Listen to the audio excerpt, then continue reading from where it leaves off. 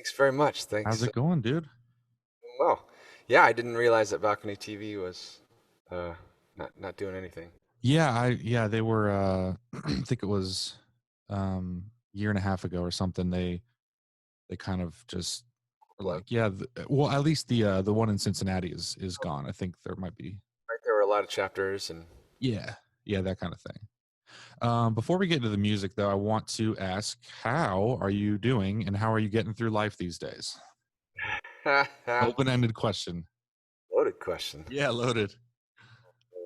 I would think many musicians. Yeah. Uh, I will. I'll put. I'll try not to. So it seems very easy, especially musicians are constantly, especially independent musicians, are constantly in the. Seems like they're in the business of spin or marketing themselves. Yeah. So I'll try to put or give a decently realistic answer to this. I actually am Sure. doing pretty well. Good. I want to say I'm doing well, like, you know what I mean? Like, Yeah. in not like a rose-colored kind of way. I mean, obviously, my family was really hit by the pandemic, specifically because of the business that we're in, Mhm. business, and how much we rely on it. Um, so, I mean, I lost a lot of money in contracts in about 7 hours. Just the Yeah, phone it was quick, wasn't it? It was cancellations. But I yeah. did not lose nearly the amount of money that some of my friends lost who, Sure. tours. I Yeah. mean, my indie touring income is very different than a handful of my peers who are kind of have their foot a little deeper into the industry. Right. But you know, but and I've said this before. I'm very grateful for um, multiple streams of income. I'm very Sure. grateful for a wife that knows how to save money. Very grateful for the just this. Um, Maybe it's just a kind of a thing that I got from my dad, which was I'm not great with money, but I at least have been able to bridge the deficit without taking any handouts. Yeah. Have you been have you like tried to get some of that stuff rescheduled? Have any of those venues wanted to reschedule already, or are they just kind of up in the air? Yeah, there's probably half of them have been rescheduled and now rescheduled again, Yeah. or you know, pretty open with communication as far as, hey, we still want you back. Hey, we're going to do this thing. Hey, it's going to be, we just don't know. Yeah. Versus the other 50% where just like Yeah. radio silence. Yeah, Yeah. Yeah, no kidding. I'm sure that they are dealing with their own headaches, their own Right. tension, and it's like it's like a festival or things like those that are like I'm sure that they are. It's not just the musicians who are hired by those festivals, but it's the festivals themselves Right. that is that or the promoter that is like drowning, because their 200 cap independent venue isn't Right. part of some larger conglomerate, and they're just, Yeah. we're trying to make it work for however many years, and now it's like, Yeah. You said earlier about multiple income streams. If you can, what does that entail? Is that TV licensing kind of thing, or how's that working for so I've been very fortunate to have a couple of nice placements you? overseas, and that's nice to get the mailbox money. It's not considerable, but it is, it is something. Yeah. And then production has been a big piece of the puzzle for the last 4 years, for a very good reason. And Right. obviously, I mean, I don't know how you, I don't know how you publish this podcast. I don't know if it's audio only, uh, but if people can Yeah. see, It'll be a video. Yeah. so if people can see, Yeah. People will. They could see if they wanted to. Yeah. I'm in a, construction zone at the moment because I ripped my studio apart. I mean, I've had the studio for the last 4 years, Right. yeah, 5 years maybe, and and it's been a big deal to have some decisions about obviously my own creative space, which I've Yeah. always at some point it was in my house, and then in a basement, and then very fortunate to have gotten this space and build it out, and then was able to take on clients and do Hmm. basically pour my creativity as a songwriter or as a self-produced songwriter, Right. take that um, energy and put it into somebody else's creative project, which is Yeah. really exciting to do and different and fun to do. Uh, Yeah, I didn't know you to be this producer as well. How long have you been doing that, or did it start with your own stuff and then it yeah, kind of evolved from there? started with my own stuff, and it also kind of started, I think, probably from the mentality of the family that I grew up in, who were also independent musicians for 35, 40 years, traveling in a bus around the country, and Yeah. also investing in studio gear, not just studio time, which is and at a time when it Yeah. was Oof. really expensive. Hmm. But you know, Yeah. kind of like because they were independent and we're making independent records, we're trying to make economical decisions about and business decisions about how to create content where, you know, hey, if we invest in studio gear now, it's way more expensive than going just to record a record. But Mhm. if we do three, four, five records, which we're planning on doing, we can consistently create content. It'll pay for itself. That kind of like, Yeah. and there's, so there's a little bit of the independent spirit in me from my family, and then just, uh, and not even like, as a plan. It's just like that's what my family did. Yeah. Of course, I would. I'm a musician. Of course, I would Right. start buying my own live PA. Of course, I would start buying my own, you know, Right. faces and instruments and microphones and things to. Yeah. So were they doing the same thing that you're doing, or were they in a band, or how is that how they met? Because I kind of come from that My family was in it too, and they met in a band. How Yeah. was that with your parents? So my mom and her siblings grew up as a singing family. My Right. grandmother uh, kind of had them making albums when they were kids, and they had made over like I don't know some like 20 different albums and Hmm. over the course of a handful of decades. Yeah. Changed hands a lot, so that it was just like family singing, and it was like a lot of folk stuff or barbershop or gospel or um, and then era switches to um, more like big band. Like horn section. My family had like a 11-piece band or something crazy like that. Um, that was of the time. It kind of Mhm. sounded like Chicago or Earth, Wind and Fire, that Yeah. kind of big band kind of vibe. Not Right. not like a big band era thing, No, but that exactly. Yeah. kind of thing, because that's the music that they liked and that's the music that they were writing and creating. And but then we're also heavily a vocal band also, Right. just with how they arranged and how they grew up singing together. Mhm. So really, it was really the four kids, and then it became the four kids plus spouses, and then it became the four kids, spouses, and then friends and extension. You know, Wow. um, beyond that. Wow. Yeah. I totally relate to the Chicago Earth, Wind and Fire thing. That's what I grew up with. That's what my parents played me. Was that kind of the healthy dose in the household of that kind of music growing up? Big time. Yeah. Yeah. All about the songs, Yep.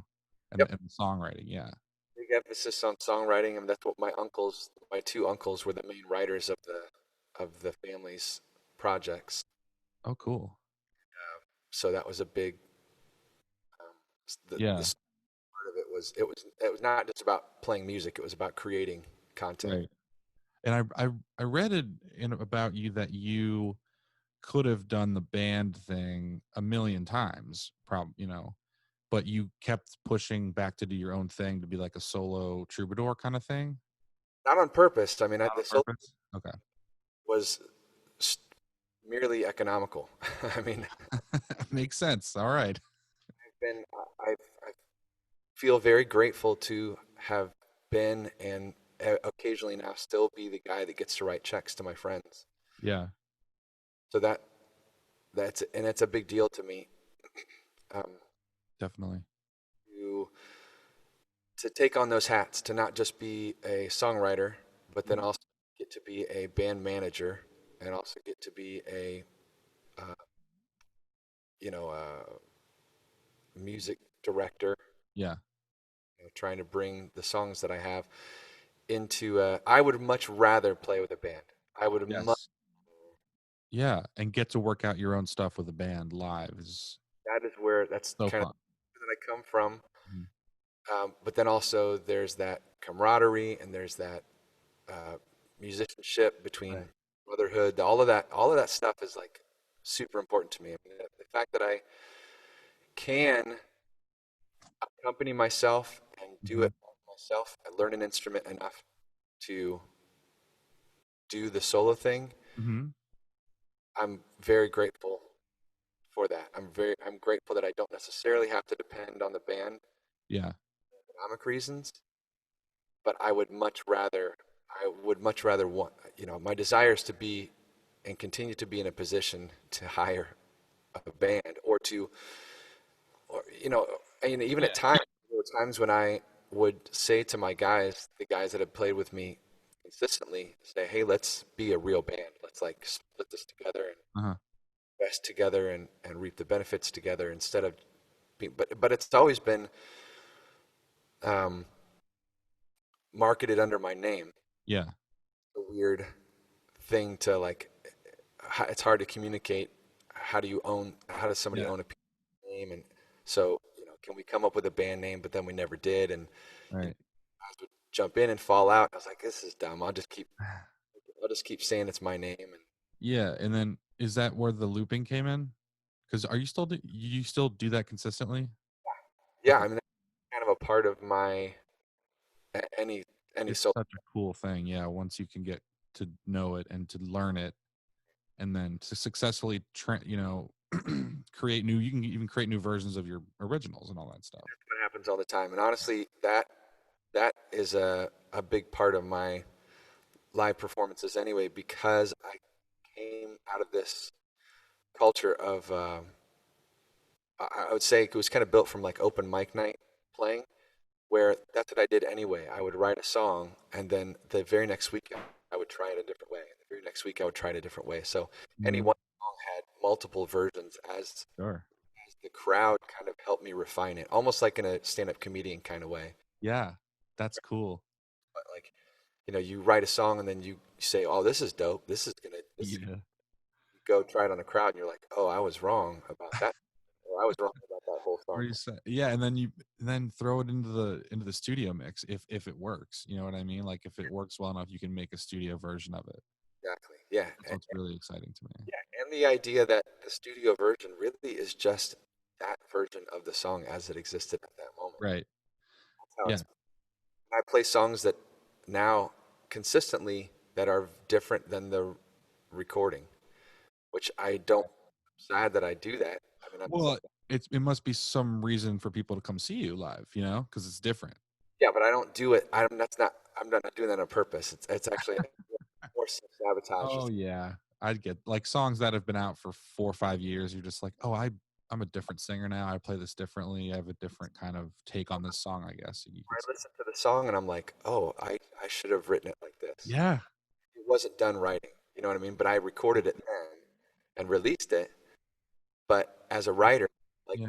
that song wasn't quite polished yet, or that song wasn't quite done yet. And then I start to think, is any song ever done? Well, have you ever wanted to go back and finish that stuff, or it's already out there, right? I mean, It's already out there. That's what I in my head. How I'm finishing it is how I perform it live. So if I were to re-record it, it would be the version that I'm doing now. that's a cool take on like just live performance in general because it's how they're doing that day. It's how they're doing that song that day, how they're feeling that song from 5 or 6 years ago. And that's how recording was. I mean, the records that we know from the 40s, the 50s, the 60s, the 70s, before it was really starting to like get into like cut paste and multiple multiple takes and all this stuff. It was the band got in Yeah. the room and you set up mics and you track the song, and that version of the song is the, you know what Yeah. I mean? And it got it was like the tone, it's so much about the tone and the magic in the room. Music is just, and a lot of that can be lost today. It's why I will never, like, if something can be recorded organically, I would a million times rather do that than try to get it, through like a plugin or something. And I've always had this just, dream of getting a band in a studio nowadays, although, virus, whatever. But like just doing a live record with a band, it's exciting. I think that's because that's the way music is supposed to be. Right. Exactly. I don't get me wrong. I love touring. Yeah. I love I love performing solo. Yeah. I would much rather, you know, do it do Do it you with. get, yeah, I mean, I've been out a little bit with a loop pedal, and it's interesting seeing the crowd's reaction to it. You know, it's not quite into the everyone knows what that is. You know what I mean? There's a piece of it that's novelty, and and there's a piece of it that is gimmicky. Sure. Uh, Yes. and there's also a piece of it that honestly the loop pedal itself has its own subculture. Right. I have really desperately tried to be thankful when I'm included in that subculture, but also like I really don't have anything to do with. I'm not really a looping artist, I guess is what Sure. I'm looping in my stuff, but I as a musical practice, the pedal itself to me is really kind of like another instrument, Mm-hmm. and I want to try Definitely. it like an instrument rather than like a showcased gimmick. Yes. So, and the battle lines are kind of drawn between what I don't like is I don't like watching loopers and just sitting there for like a minute and Hmm. a half, 2 minutes while they build a loop. And just Like solo over, yeah, just solo over themselves and kind of do, I don't want to see you create a song in front of my face. I just want to hear the song. which is what I really dug about your performance, is because you got right to it, especially, and also in the recorded version of California, it sounds like it's looped, the into the studio mix. Is that the case? Yeah, yeah. That's The really cool. there's a yeah in the studio version I'm beatboxing Yeah. throughout the tune just because it's another thing that I haven't. Right. And what I found interesting was that you created, what, 4 different tracks in like less than 10 seconds it was, and then boom, right into the verse. I just don't like the idea of people sitting there watching. I mean, that honestly, the way that I do California with the looper live, it's one of the few songs that I actually set up. But Right. even if I set it up, I try to set it up in a way that feels musical. Yeah. I'm gonna play it a little bit. Yeah, yeah. I'm gonna embarrass the shit out of you. Just play all your music.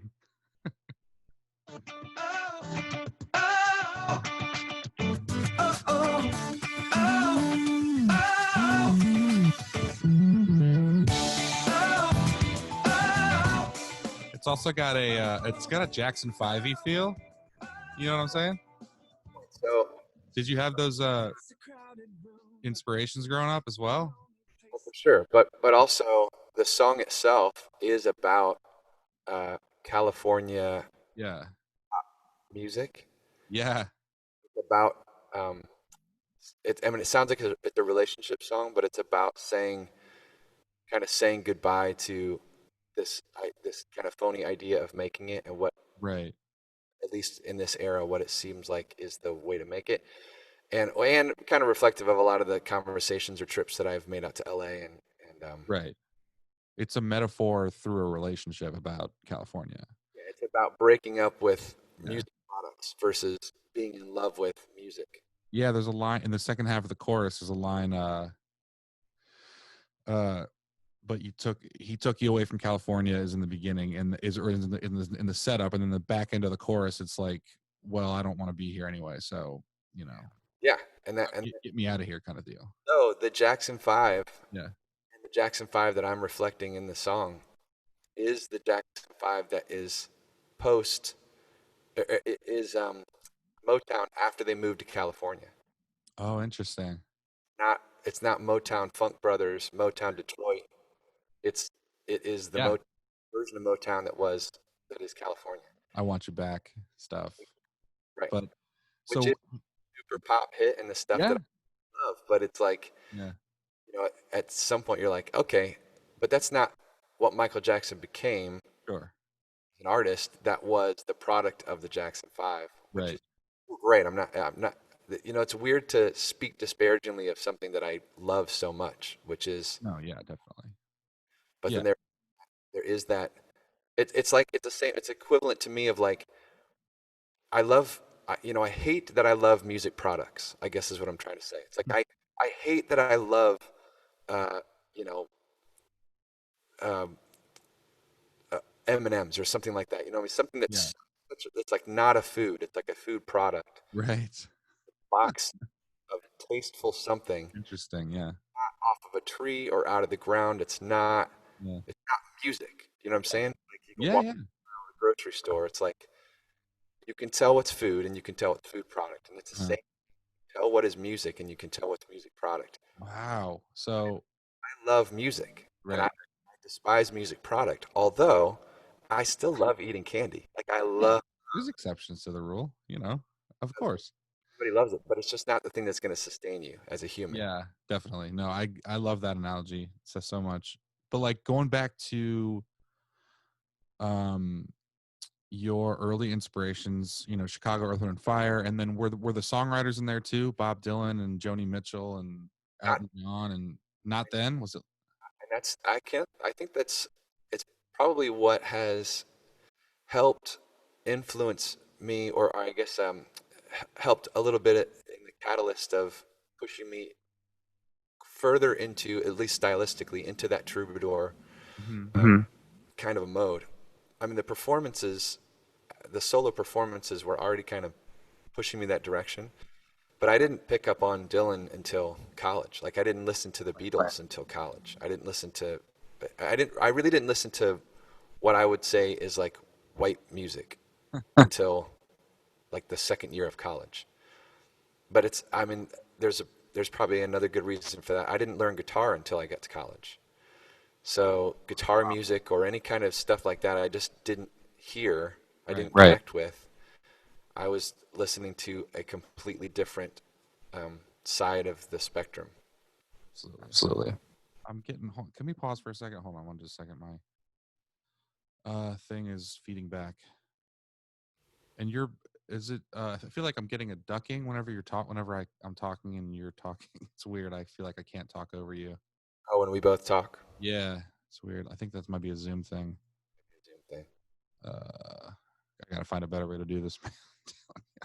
Yeah. All right. I think we're okay now. Cool. Are you good? Can you hear everything? Yeah, I can hear Okay. just Yeah. I wanted to ask you about current music and how you find it, and are you digging through looking for the great music, because it's still out there, definitely, in my experience. I that it's kind of a fun time in music because it's so segmented. Mhm. It's not well, I mean it parallels social media or anything like that. It's not like what music I feel like used to be was like network television. It's like Mm. everybody watched the same show, everybody heard the same playlist, everybody listened to terrestrial radio, and I'm Mhm. repeating myself, but we all listened to the same 9 playlists, very genre Yeah. specific to the radio station and all of that.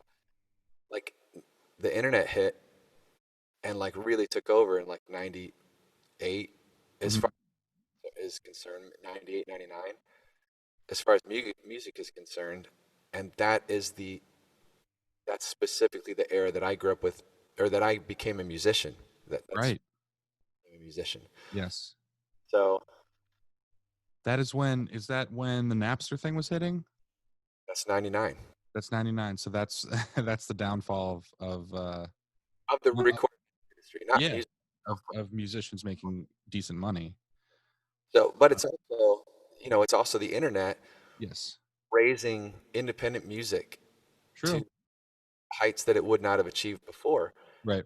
It's kind of like creates this um, pretty successful music middle class. Mm-hmm. You necessarily have to be signed. You can create a movement of your own and a crowd Yeah. of with little energy and little investment, and not little energy, but just less than it used to, less Yeah. investment to take. Uh, Right. but then because of that, as a listener, so it's weird because you're asking me about music discovery, and I am a music creator, so I do less uh, ingesting than I maybe want to. You know what I Right. mean? Yeah. Like I'm not like an audiophile like I know some of my friends are, or like some people that I know that that write for publication. They're like they talk about so many records because they're constantly listening, Right. constantly like they're sitting there on Friday, Huh. like releases, and I'm just not that kind of guy. I'm not that kind of listener. Right. I'm just not Well, the so do you go back to the same guys yeah. or same I people? Yeah. I've always leaned on more of like the time tested. I'm not like the new music guy. I'm like the Okay. guy. I'm like the I'm also, and this is probably because this is probably comes from like playing in a band. I'm also the guy that I look for records that are the players that I know that are on the record, not necessarily the artist that's doing it. Right. It's probably a little bit of hanging with my band guys, but then also just being a producer head. Yeah. I'm trying to listen for the writer, or I'm trying to listen for the producer. It's Interesting. oh yeah, that's a Bangle song, but that's Prince. Like it's You can clearly hear it. Yeah. it's a Janet Jackson song, but it's clearly Prince. Like it's Prince, Prince, Prince, Prince, Hmm. all big hits, and it's all Prince. You know what I Sure. mean? Like that with so many things. Like you just go, oh, these records were hot because Toto is playing on all of them. Like Yeah. like Luke and Picaro, like all those guys are playing on all these records. That's why they're on God, and Luke played on a lot of he played on so many different things. He was on Thriller, he played on all. Michael Jackson stuff and you can hear it and it's great. I love Toto, man. Yeah. So that's the way that I listen to music. Yeah. Right?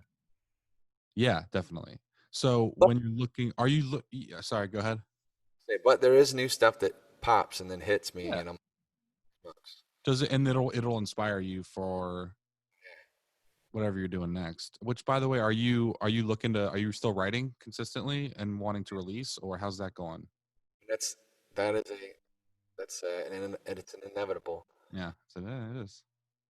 And but the only outlet at the moment, only because I don't exactly know yet. And this is my own. It's probably a bunch of my own issues, but I don't exactly know yet how to figure out the ROI. I think I figured it out, but there's this other balance of like being a responsible Yeah. family, being a responsible parent that I didn't have before. Like I had the naivete and like I had nothing to lose. Yeah. Of course, let's make records. Yeah. Not make records. It didn't have anything to do with I, I was able to. I didn't have to write checks to people that didn't do anything. Now I'm Right. writing these kids that they don't do anything. Right. Yeah. Zero. Other Yeah. than it's all intrinsic to my. Right. I mean, they don't actually like generate revenue. Yeah. I'm gonna uh embarrass you again. So by the way, the mixtape from 2018 is a great record. It is Or actually. 2012, sorry, not 2018. My bad. That was a while ago, right? Was that the last thing you released? I released a few things, but that's the kind of the thing that people point out a lot. It's it definitely stuck with me and one of the things that did was the variety of genres. You Yeah. know what I mean? Like there's definitely like the song She Makes Me. Let me play a little bit. You can never save me. It's not my fault that she's my fate. She makes me love the things I hate. I can't stand a country song. So that's a rock song. Yeah. So what was the inspiration behind that? Was it just, you know, when you're making an album, do you always have it in your head that you want them to sound, that you want a theme through it, or what was that like So, when writing California and then She Makes Me? so the mixtape record was an extension of the mixtape project, which was a song a week endeavor that I took on for myself. Okay, cool. My bass player at the time kind of challenged me. He said, "Hey, have you heard about this guy Ari Hest? He's doing his thing." And I was like, "That's absolutely not what I'm going to do. That's Right. I cannot do that." Yeah. And I just kind of talked myself into it, or really just kind of was like, "Ah, sure, I'll do it." And I Yeah. so it was a writing exercise. The Mhm. music, the mixtape project was a writing exercise. It was let me whatever ideas I have, they're going to come out. Let's get them out there. Right. And I didn't have any time to think about whether that was within a genre that people knew. You know what I mean? Sure. Yeah. Yeah. Definitely. Writing a song. So I mean, even the first, the thing that made me brave enough to do it was I wrote a song about my wife's grandmother's passing, Hmm. called "From Joe to Betsy," which is on Yeah. the album. And I was like, well, this song is so weird because Hmm. not any of the music that I grew up listening to. It pays homage to my wife's heritage, which is Appalachian, West Virginia, which I don't have any connection to. Like I listened to zero of that music growing up. Right. It was very, but I was listening to and became friends with an artist named Chris Trapper, who is a troubadour guy, a half generation older than me. Right. I just loved his writing, but it was nothing like any of the music that I had listened to before. Hmm. So I was like, well, shoot, maybe I'm brave enough to write something outside of what I think my genre is.